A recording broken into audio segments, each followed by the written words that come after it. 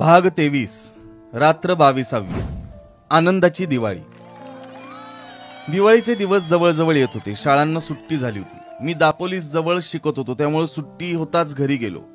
मला माझ्या आणि धाकट्या भावांना एक एक नवीन सदरा वडिलांनी केला, परंतु त्यांच्या नेसूची धोतरं मात्र पार फाटली होती। आईनं ती 17दा शिवली होती, 17 ठिकाणी शिवली होती। ती आता इतकी विरली होती की शिवणं सुद्धा कठीण झालं होतं। आम्हा मुलांना त्यांनी नवीन कपडे केले, परंतु स्वतःला नवीन धोतरं घेतली नाही। आईला वाईट वाटत होतं, परंतु ती काय करणार?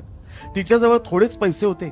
कितीतरी दिवसात तिला सुद्धा नवीन लुगडं मिळालं नव्हतं, परंतु तिला स्वतःचे इतके वाईट वाटत नसायचे। परंतु वडिलांचे दैन्य पाहून तिचा जीव करपे। रोज फाटका भाग निर्यांमध्ये लपवून वडील वेळ मारून नेत असत। मुंबई पुण्याकडचे लोक दिवाळीत घरी येतात। दिवाळीच्या सुमारास बोटी सुरू होतात। समुद्र शांत असतो। मुंबईहून घरी येणारे लोक येताना फटाके, खेळणी वगैरे दिवाळीसाठी मुलांना घेऊन येतात। माझा मोठा भाऊ पुण्यास मामांकडे शिकत होता। तो काही येणार नव्हता, परंतु पुण्याहून कोणसे आमच्या गावी आले होते। त्यांच्याबरोबर पुण्याच्या मामांनी आईला भाऊबीजेचे 3 रुपये पाठवले होते। आमच्यासाठी खाऊ पाठवला होता। ते 3 रुपये पाहून आईला आनंद झाला। तिनं सर्वांची खुशाली विचारली। रुपये देऊन तो गृहस्थ निघून गेला। आम्ही आईच्या भोवती जमा झालो। मामानं खाऊ पाठवला, आम्हाला दे। आम्ही तिच्या पाठीस लागलो। जर्दाळू आणि पेपरमिंटच्या वड्या होत्या। आईने एक एक जर्दाळू आणि 2-2 वड्या दिल्या। माझा धाकटा भाऊ 2 जर्दाळू पाहिजेत म्हणून हट्ट धरून बसला। आई म्हणाली, अरे तो तुमच्याचसाठी आहे। आज काय एकदम संपवायचा आहे? पुरवून खाल्लात तर तुम्हालाच बरेच दिवस पुरेल। तो म्हणाला, तर मग आणखी एक वडी दे आणि ही बदलून दे। मला गुलाबी रंगाची दे। आईनं त्याला वडी बदलून दिली, शिवाय आणखीन एक दिली। आम्ही अंगणात खेळू लागलो। चिंध्यांच्या देशी चेंडू तयार केला होता। धबाधबी आम्ही खेळत होतो। आईनं खाऊ फडताळात मुंग्या न येतील अशा व्यवस्थेने ठेवून दिला। थोड्या वेळानं तिनं मला हाक मारली।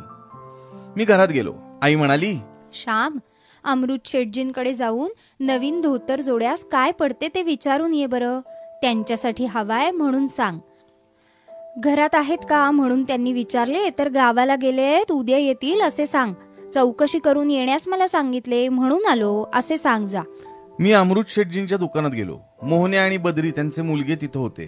मोहन्या मला म्हणाला, काय रे श्याम, काय पाहिजे? चित्रे पाहिजे असतील म्हणून आलास होय ना? मी त्याला म्हणालं, चित्र देत नाहीस मग कशाला मागू? मी तुझ्याजवळ कधीच मागणार नाही, परंतु धोतराचा भाव विचारायला मी आलोय। कोणाला रे धोतर जोडा? तुला? त्याने विचारले। नाही, भाऊंसाठी। चांगला लांब रुंद हवा, पोत चांगला हवा। किंमत काय ते विचारावयास मी आलोय। 2-3 नमुने दे, मी घरी दाखवून आणतो असे मी सांगितले। मोहन्या मारवाड्यानं 2-3 प्रकारचे धोतर जोडे दिले। अमृत शेठ म्हणाले, दाखवून लवकर आण श्याम। आम्ही काही घरी ठेवणार नाही आणि ठेवले तरी पैसे देऊ असे मी अभिमानाने म्हटले। तुझ्याजवळ भारी झालेत वाटतं पैसे, बापाजवळ तर फद्या नाही, अमृत शेठ म्हणाले। मला ते शब्द ऐकून वाईट वाटले। अमृत शेठांचे आम्हाला कर्ज होते म्हणून ते तसे बोलले। स्वाभिमानाने जगू म्हणणाऱ्याने मारावे, परंतु कर्ज कधी काढू नये। मी ते नमुने घेऊन घरी आलो आणि आईला दाखवले। त्यातील एक आईनं पसंत केला। किंमत बेताचीच होती, 3-3.5 रुपये काहीतरी होती। आईनं मजजवळ पैसे दिले आणि म्हणाली, हा घेऊन ये, बाकीचे परत कर। मी धोतर जोडे परत केले, एक विकत घेऊन आलो। आईनं त्याची 2 पानं निरनिराळी फाडली आणि त्या प्रत्येकाला कुंकवाचे बोट लावून ठेवले।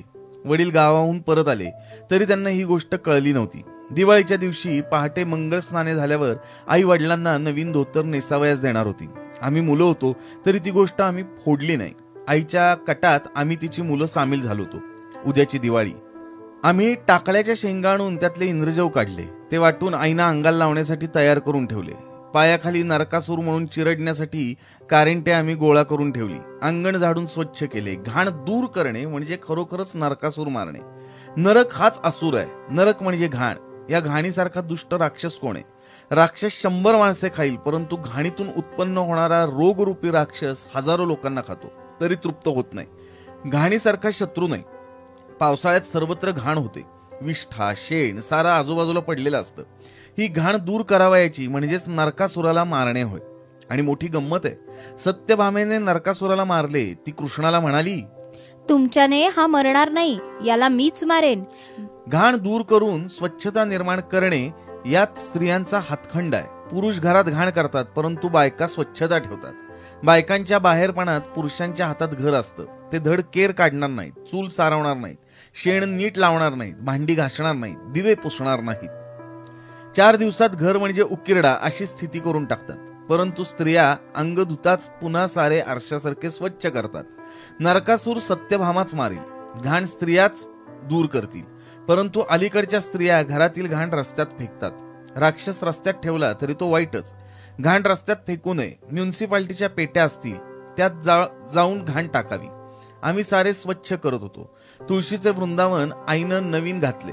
आईनं पणत्या पुसून तयार केल्या, वाती तयार केल्या. सायंकाळी त्या ठिकठिकाणी आम्ही लावल्या. पहाटे लवकरच उठायचे म्हणून आम्ही मुलं लवकर झोपलो. आई मात्र बराच वेळ काम करत होती. उटणी वगैरे तयार करत होती. मोठ्या पहाटे उठून आईनं बाहेरच्या चुल्यात विस्तव घातला. तिनं स्वतः आपले न्हाणे आटोपले आणि मग आम्हाला एकेकाला ती उठवू लागली. अंगाला उठणं तेल चोळू लागली. आधी तेलाचे 5 ठिपके जमिनीवर काढून मग ती आमच्या अंगाला लावी. खूप पाणी आंघोळीला ती देत होती. वडीलही केव्हाच उठले होते. त्यांनी देवाच्या पूजेसाठी फुलं आणून ठेवली होती. आमची स्नानं झाल्यावर ते आंघोळीला गेले. आम्ही घरच्या देवाला नमस्कार केले आणि देवळातून सुद्धा जाऊन आलो. आईनं वडिलांना आंघोळीला पाणी दिले. त्यांची आंघोळ झाली. जुना कद नेसून त्यांनी देवाची पूजा केली. देवांना थोडं वासाचं तेल त्यांनी लावलं. आज देवांना सुद्धा कडक पाण्याची आंघोळ. रोज बिचारे थंड पाण्याच्या अभिषेकात कुडकुडायचे, परंतु आज त्यांना गरम पाणी. वडिलांनी देवाची पूजा केली. करंजी अनारशांचा नैवेद्य होता. पहाट झाल्यापासून भूते भिक्षेसाठी येत होते. अंबाबाईची गाणी म्हणत होते. पैसा पोहे करंजी मागत होते. आम्ही त्यांना घालत होतो. वडिलांनी आम्हाला हाक मारली आणि देवांचा नैवेद्य त्यांनी आम्हाला दिला. रोजचे सूर्य नमस्कार घालून ते देवळात गेले. देवळातून थोड्या वेळात ते परत आले. माझं धोतर ग कुठे आहे आज? दिसत नाही ते, त्यांनी आईला विचारलं. त्याची 2 अंगपुसणी केली हो, किती फाटले होते ते. आई म्हणाली, अगं मग नेसू काय आज? आणखी महिनाभर ते गेले असते. बाबा म्हणाले, त्याचा अंत तरी किती पहावयाचा. ते धोतर धुताना मला रोज लाज वाटत होती आणि वाईट वाटत होते हो. आई म्हणाली, अगं मला नेसायला सुद्धा वाटत होती, परंतु करायचे काय? लाज वाटली म्हणून वरून काही पैसे पडत नाहीत. ते म्हणाले, हे धोतर नेसा हो आज. आईने धोतर पुढे केले. हे कुठले? कोणी आणले? त्यांनी विचारले. अमृत शेठकडून मी आणवले. आई म्हणाली, अगं तो मला उधार देत नव्हता. मी त्याच्याजवळ मागितलं का नाही, परंतु तो उधार देईना. माझी पूर्वीची बाकीच कशी वसूल होईल हीच मला काळजी आहे.